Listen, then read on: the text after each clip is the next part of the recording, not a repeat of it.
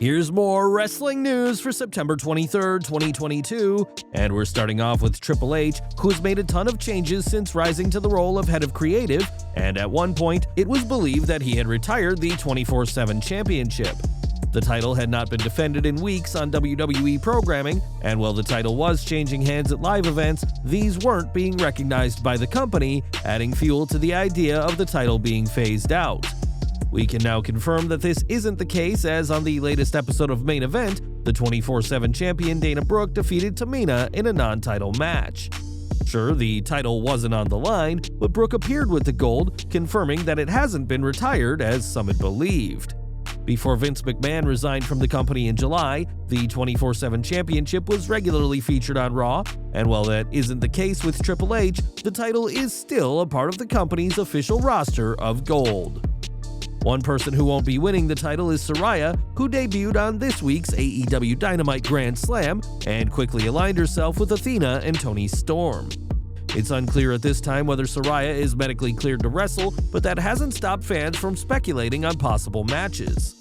Some fans have even called on Saraya to face her friend and former nemesis AJ Mendez, aka AJ Lee, who last wrestled back in 2015. While a rematch between the two all these years later would certainly be interesting, other fans downplayed the idea, arguing that given the neck injuries both women have, AEW shouldn't take the risk. Others pointed out that AJ isn't with AEW, instead working with the WOW Women of Wrestling promotion, and given her husband CM Punk's recent actions, that AEW may not want to work with anyone associated with the former world champion. At this time, it's impossible to say whether Saraya will wrestle again, but after all these years, even one more match would be a huge win for her, no matter who she faces. At AEW All Out 2022, CM Punk dethroned Jon Moxley to win the AEW World title, but this win wasn't how the night ended. After Punk won, MJF appeared as the masked Joker who had won the Casino Battle Royal earlier in the show, making it clear that he wanted a shot at the title. We now know what was planned, as according to a report on Wrestling Observer Radio, the original plan for the show was for it to end with MJF directly challenging Punk for the title, rather than just hinting at it. Of course, that didn't happen, as injury has cost AEW another CM Punk title run, and we can't say for certain whether MJF would have dethroned Punk to win his first AEW World title.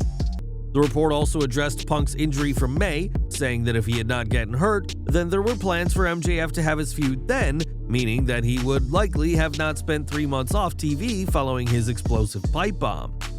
Now, any plans for a Punk-MJF World title feud seems unlikely, as AEW will probably be hesitant to put him in the title picture if he returns at all, and while many consider MJF a future world champion, it won't come by dethroning CM Punk. After 7 years away from wrestling, Punk's return to the squared circle has been something of a dud, and it may be time for him to hang up his boots for the second time. Speaking on the latest Click This, Kevin Nash addressed Punk's actions as of late and believes the two-time former AEW champion should be finished. At 42 years old, Phil's tired. He's beat up. I was in the ring at 55 and he was cutting the promo on me. Click, click, I can hear your knees. LOL, I thought you were dead. That motherfucker is cutting that promo on me and he sits there at 42 years old. I guess in retrospect, like, when I actually thought about it, it was like, oh no, he didn't lose his shit. That's toxic shock. He didn't pull his tampon out. He's got toxic shock syndrome. I thought about that and I Googled him. I said 42. Nash didn't stop there, calling AEW a bunch of dumb motherfuckers for putting up with Khan, and said that the decision to just suspend him is also ridiculous. Nash said that he hasn't heard of anyone being suspended without pay, and said that if they're suspended with pay, it is like, quote, the cop that shoots the guy 23 times in the back and then sits at his desk. Right now, details are still sketchy as to what exactly Tony Khan has done with those suspended talent or what he plans to do with Punk. All we know for sure right now is that there's been no report that Punk has already been fired, and that's a bad move as far as Big Daddy Cool is concerned. Do you think Punk should call it quits, or can his AEW run be salvaged? Let us know in the comments. For years, it's been customary for WWE to award an honorary championship to a champion, sports player, or team as a celebration of their achievement and some self-promotion for WWE. Recently, the Las Vegas Aces won the WNBA championship in 4 games over the Connecticut Sun this past Sunday, giving Las Vegas its first professional sports crown, and they now have their own title. On Twitter, Triple H congratulated the Aces and shared an image of the WWE Raw Women's Championship with custom Las Vegas side plates. In the past, WWE has awarded titles to WNBA champions like the Chicago Sky and Seattle Storm, the Milwaukee Bucks and the Toronto Raptors, and now it's the Aces who have their own WWE Women's title. Back to AEW, as while the action in the ring was stellar as expected, the officiating was far from it. A few matches had notable botches from the referee. This included not noticing interference and other things that referees should see, but they weren't unintentional botches. While speaking on Wrestling Observer Radio, Dave Meltzer talked about the aforementioned botches by referee Paul Turner and confirmed that these were meant to happen. Meltzer explained that during tonight's Eddie Kingston vs. Sammy Guevara match on Rampage, it was shown that these botches were deliberate and that an angle is going forward with Paul Turner. We'll have to wait until tonight's show to know for sure what exactly is the plan going forward, but if you noticed some shoddy officiating during Dynamite, don't worry, that's what was supposed to happen. This week's Rampage was taped immediately after Dynamite, so we already know who competed and know about one injury which may have occurred. Since becoming TNT champion, Wardlow has been virtually unstoppable in AEW, but his momentum may be about to come to a screeching halt. While speaking on Wrestling Observer Radio, Dave Meltzer noted that Wardlow appeared hurt during the AEW Rampage Grand Slam, possibly suffering a leg injury. Despite the injury, Wardlow was about to carry on and do a bunch of powerbombs to Mark Sterling. With top names including CM Punk and The Elite suspended and names like Adam Cole and Thunder Rosa out with injuries, AEW really cannot afford Wardlow to be out at this time, and hopefully we'll get an update on his condition soon. For any wrestler who stepped in the ring with Brock Lesnar, they'll know how strong the Beast Incarnate is, being able to manhandle even the biggest opponents with ease. For years, Lesnar has been one of WWE's top stars throughout both his runs with the company, and one name who worked with Lesnar is Zach Gowen. After losing his leg to cancer as a child, Gowen joined WWE in 2003 and by his own admission had significant heat backstage. Speaking on Rewind, Recap, Relive wrestling interviews recently, Gowen said that he had so much heat that Lesnar wouldn't have been punished if he'd taken liberties in the ring. I trusted him with my body, to take care of me, and at the time I had so much heat in the locker room that if he legitimately hurt me, he would have suffered zero ramifications. Gowen didn't explain why he had heat, as you'd think beating cancer and following your dream to become a WWE superstar would have earned him the respect of the roster. Thankfully, Lesnar wisely decided that a 2003 SmackDown in front of a packed crowd was not the right time to deliver some punishment, but it goes to show of the influence the Beast had then and still has now.